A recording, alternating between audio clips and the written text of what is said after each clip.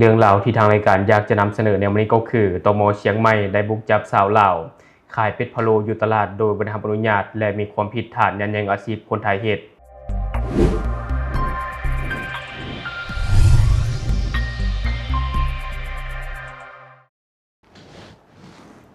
สบายดีท่านผู้ชมยินดีต้อนรับเข้าสู่รายการช็อคเดอะนิวและข่าวที่ทางรายการอยากจะนำเสนอในวันนี้ก็คือตม.เชียงใหม่ของไทยได้บุกจับสาวลาวขายเป็ดพะโล้อยู่ตลาดโดยบ่ได้รับอนุญาตและมีความผิดฐานยันแย่งอาชีพคนไทยเฮ็ดเจ้าที่ของไทยได้บุกเข้าจับกลุ่มสาวลาวดังกล่าวหลังจากที่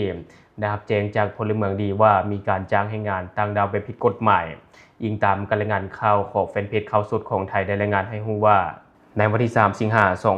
2026ชุดสืบสวนตม.เชียงใหม่ร่วมกับกองกำกับการสืบสวนบังคับการตม. 5เข้าตรวจสอบตลาดตำบลแม่เหี้ยอำเภอเมืองจังหวัดเชียงใหม่หลังจากได้รับแจ้งจากพลเมืองดีว่ามีการลักลอบจ้างให้งานต่างดาวไปผิดกฎหมายผลการตรวจสอบสามารถจับกลุ่มหญิงสัญชาติลาว1คนในข้อหาเป็นคนต่างดาวซึ่งได้รับอนุญาตให้อยู่ในราชอาณาจักรเป็นการชั่วคราวประกอบอาชีพหรือรับจ้างเฮ็ดเวียกโดยบ่มีใบอนุญาตเฮ็ดเวียกและเป็นคนต่างดาวที่ได้รับอนุญาตเฮ็ดเวียกให้เฮ็ดเวียกแต่บ่แจ้งให้นายทะเบียนทราบเกี่ยวกับนายจ้างสถานที่เฮ็ดเวียกของนายจ้างและลักษณะเวียกที่เฮ็ดภายใน15วันนับตั้งแต่วันที่เข้าเฮ็ดเวียกจากการตรวจสอบเอกสารประจำตัวและใบอนุญาตเฮ็ดเวียกพบว่าหญิงสาวลาวดังกล่าวเคยได้รับใบอนุญาตเฮ็ดเวียกกับนายจ้างคนไทยแต่ว่าปัจจุบันนี้ได้เดินทางเข้ามาในราชอาณาจักรไทยแล้วมาเป็นลูกจ้างเปิดกิจการขายเป็ดพะโล้โดยบ่ได้รับอนุญาตซึ่งเป็นการยันแย่งอาชีพคนไทยเฮ็ดผู้ต้องหาแม่หญิงสาวลาวคนนี้เปิดเผยว่าเฮ็ดเวียกขายเครื่องอยู่นี่ประมาณ3ปีแล้วโดยบ่ได้รับอนุญาตเฮ็ดเวียกอย่างถูกต้องตามกฎหมายแต่อย่างใดเจ้าหน้าที่จึงได้ควบคุมตัวผู้ต้องหาส่งให้กับพนักงานสืบสวนสอบสวนสถานีตำรวจเมืองเชียงใหม่เพื่อดำเนินคดีตามระเบียบกฎหมายต่อไปซึ่งตรงกับข่าวนี้นับว่าเป็นกรณีตัวอย่างที่สะท้อนให้เห็นถึงความเข้มงวดของกฎหมายแรงงานในประเทศไทยท่านผู้ชมซึ่งเราก็สามารถเบิ่งได้หลายมุมมองในด้านกฎหมายแล้วท่านผู้ชมประเทศไทยมีกฎหมายที่จะแจ้งเกี่ยวกับอาชีพที่สงวนไว้ให้คนไทยเฮ็ดเท่านั้นเช่นเวียกขายเครื่องอาหารขายเครื่องย่อยเพื่อปกป้องโอกาสทางด้านเศรษฐกิจของคนในประเทศถึงว่าจะมีใบอนุญาตเฮ็ดเวียกหรือว่า Work Permit มาแล้วเรียบร้อยแต่ถ้าเปลี่ยนนายจ้างเปลี่ยนบ่อนเฮ็ดเวียกหรือไปเฮ็ดเวียกนอกเหนือจากข้อตกลงที่ระบุไว้ในเอกสารโดยบ่ได้แจ้งทางการก็ถือว่าผิดกฎหมายทันทีและในด้านของนายจ้างและก็ระบบท่านผู้ชมเรื่องนี้มันสะท้อนให้เห็นว่าทั้งตัวแรงงานและก็นายจ้างเคยอาจปล่อยปละละเลยและบ่ได้อัปเดตเอกสารให้ถูกต้องตามขั้นตอนตลอดระยะเวลา3ปีที่ผ่านมาเฮ็ดให้เมื่อมีการตรวจสอบหรือมีผู้แจ้งเบาะแสมีพลเมืองดีไปแจ้งก็จะถูกดำเนินคดีทันทีอย่างกรณีนี้และก็อยากฝากข้อคิดถึงแรงงานลาวท่านผู้ชมข่าวนี้ถือว่าเป็นอุทาหรณ์ที่สำคัญหลายสำหรับคนลาวที่ไปขายแรงงานอยู่ต่างประเทศอยากให้รู้ว่าความถูกต้องทางด้านเอกสารถือว่าเป็นสิ่งที่สำคัญที่สุดการที่เราไปเฮ็ดเวียกโดยบ่มีใบอนุญาตหรือว่าไปเฮ็ดเวียกข้ามสายอาชีพที่เพิ่นห้ามถึงว่าจะเฮ็ดมาได้โดนปานใดก็ตามก็เสี่ยงที่จะถูกจับท่านผู้ชมแล้วก็ถูกปรับใหม่ถูกส่งตัวกลับคืนประเทศและให้แห้งไปกว่านั้นก็อาจจะถูกแบล็คลิสต์บ่ให้เข้าประเทศนั้นได้อีกต่อไปก็เป็นไปได้ใดๆก็ตามการที่เราไปเฮ็ดเวียกอยู่ประเทศเขาก็ควรศึกษาอาชีพสงวนว่าจะเป็นเวียกขายเครื่องอาหารหรือว่าการประกอบอาชีพต่างๆเราควรศึกษาเอาไว้ท่านผู้ชมบ่แม่นว่าไปแล้วไปเฮ็ดสิ่งที่ผิดกฎหมายอยู่ในประเทศเพิ่นการที่เราเฮ็ดแบบนั้นมันก็จะถูกเหมารวมไปกับแรงงานที่เขาตั้งใจไปหาเงินเขาที่แรงงานที่บ่ได้เฮ็ดผิดกฎหมายเขาอาจจะเหมารวมและอาจจะเบิ่งงานลาวบ่ดีก็เป็นไปได้และวันนี้ทางรายการจะพาท่านผู้ชมมาติดตามอีกหนึ่งข่าวก็คือทหารผ่าน2109ของไทย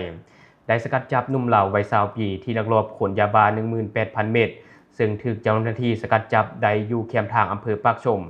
อิงตามการรายงานข่าวของแฟนเพจขอนแก่น Weekly News ได้รายงานเอาไว้ว่าเมื่อเวลา 12:40 น.ของวันที่3สิงหาคม2026เจ้าหน้าที่ทหารผ่านจากกองร้อยทหารผ่านประจำการ2109หน่วยเฉพาะกิจทหารผ่านที่21ได้สมทบกับได้สมทบกำลังร่วมกับเจ้าหน้าที่ตำรวจสถานีตำรวจอำเภอปากชมและหน่วยงานความมั่นคงในพื้นที่เปิดปฏิบัติการลาดตระเวนและเฝ้าระวังพื้นที่เป้าหมายหลังจากได้รับแจ้งจากแหล่งข่าวว่า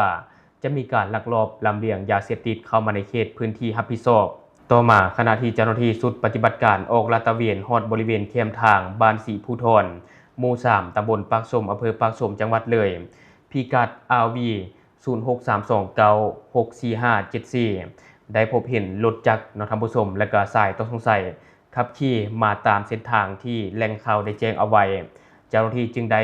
ส่งสัญญาณให้หยุดรถเพื่อขอกวดคนจากการตรวจสอบสามารถจับกลุ่มผู้ต้องหาได้1คน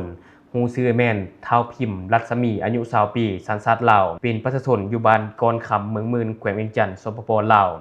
พร้อมทั้งกวดยึดของกลางเป็นยาเสพติดให้โทษประเภทหนึ่งนั่นก็คือยาบ้าจำนวน9มัดรวมทั้งหมดประมาณ 18,000 เม็ดและโทรศัพท์มือถือยี่ห้อ Oppo อีกจำนวน1เครื่องในเบื้องต้นเจ้าหน้าที่ก็ได้แจ้งข้อหา 1. มียาเสพติดให้โทษประเภท1เม็ดแอมเฟตามีนหรือว่ายาบ้าไว้ในครอบครองเพื่อจำหน่ายอันเป็นการก่อให้เกิดการแพร่กระจายในกลุ่มประชาชน 2. เสพยาเสพติดให้โทษประเภท1เม็ดแอมเฟตามีนหรือว่ายาบ้าโดยผิดกฎหมาย